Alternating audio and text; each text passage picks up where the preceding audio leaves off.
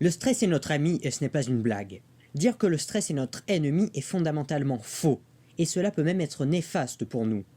Le stress engendre l'affaiblissement du système immunitaire, ce qui facilite l'effet des maladies sur le corps, des dysfonctionnements digestifs, des dysfonctionnements cardiaques, des troubles du sommeil et de la reproduction, des maux de tête, des douleurs, des vertiges et de la nausée, ainsi qu'une fatigue intense et des troubles dans l'alimentation.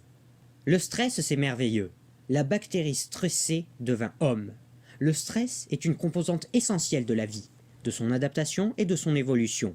Prenons l'exemple d'un papillon qui se débat laborieusement pendant des heures pour sortir de son cocon. Il est sous un état de stress maximal. Et ce n'est qu'en arrivant à bout de son énorme challenge qu'il pourra déployer de magnifiques ailes et s'envoler dans le ciel azur. En parallèle, aider ce pauvre papillon à sortir de son cocon et observer le résultat. C'est comme si toute envie de vivre avait disparu de la magnifique créature.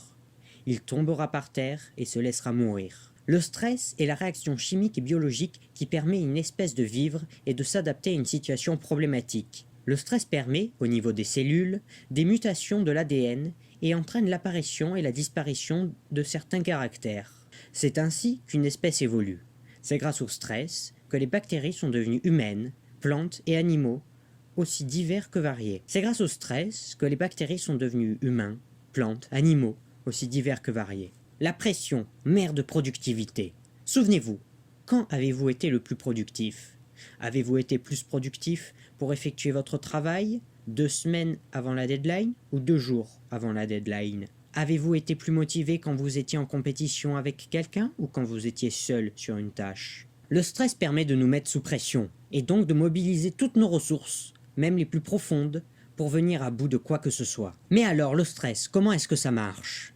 Le stress est généré par l'hypothalamus. C'est une glande de petite taille qui se trouve à la base du cerveau. Elle contrôle la plupart des mécanismes inconscients, température corporelle, respiration, tension artérielle, rythme cardiaque, etc. Vous y repenserez quand vous aurez la chair de poule. Le stress se décompose en plusieurs étapes. Étape numéro 1, la perception d'un élément extérieur stressant, exposition au froid, blessure, choc, danger imminent. Étape numéro 2, impulsions nerveuses qui viennent titiller l'hypothalamus. Étape numéro 3, l'hypothalamus prend les choses en main. Il envoie le message hormonal aux glandes surrénales, qui se trouvent au-dessus des reins. Étape numéro 4, le corps réagit. C'est parti, on envoie la sauce. Il y a un afflux d'hormones dans le sang et au niveau des terminaisons nerveuses. Tout d'abord, l'adrénaline, puis le cortisol sont envoyés. L'adrénaline permet l'augmentation de la pression sanguine, du rythme cardiaque, le ralentissement de la digestion. Ne vous est-il jamais arrivé d'avoir mal en mangeant stressé?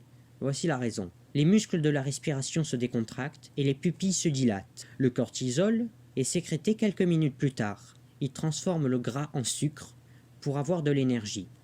Étape numéro 5, vous êtes en état d'alerte et prêt à l'action. Est-ce de votre faute si vous êtes stressé?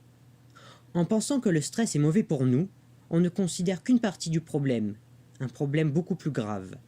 C'est un ensemble de facteurs qui est mauvais pour nous, malnutrition, médicaments, pollution, mauvais sommeil, travail anxiogène, et qui fait que notre santé se détériore. Le stress n'en est une apparition extérieure parmi tant d'autres. Ce n'est pas le stress en lui-même qui nous rend malades, mais une instabilité globale. Instabilité entraînée par notre mode de vie actuel. Ville, écran, poison dans nos assiettes, etc. Comme le biologiste français Laborit l'a démontré, ce n'est que si une personne ne peut ni fuir ni dominer la situation qu'il y a inhibition de l'action, ce qui entraîne des séquelles neurologiques, psychologiques et immunologiques. Ainsi, notre ennemi n'est pas le stress, il n'est pas non plus notre ami, du moins tant que nous n'avons pas su comment le dompter, tant que nous n'avons pas lu le mode d'emploi. Mais alors, que feriez-vous si vous maîtrisiez parfaitement votre stress et qu'il était dorénavant votre docile serviteur? Posez-vous la question un instant. Que feriez-vous? Que seriez-vous? Qu'auriez-vous? Allez-y, réfléchissez-y. Que feriez-vous si vous n'étiez plus stressé? Que feriez-vous si les rares fois où vous seriez stressé, ce serait contrôlé et bénéfique pour vous? Vous souririez plus? Vous danseriez plus? Vous seriez plus agréable pour vous et pour les autres? Vous aimeriez plus votre vie? En fait, l'homme a toujours utilisé le stress à son avantage. Ça ne fait que 200 ans, avec la vie en ville qui se développe, que nous avons perdu la notice.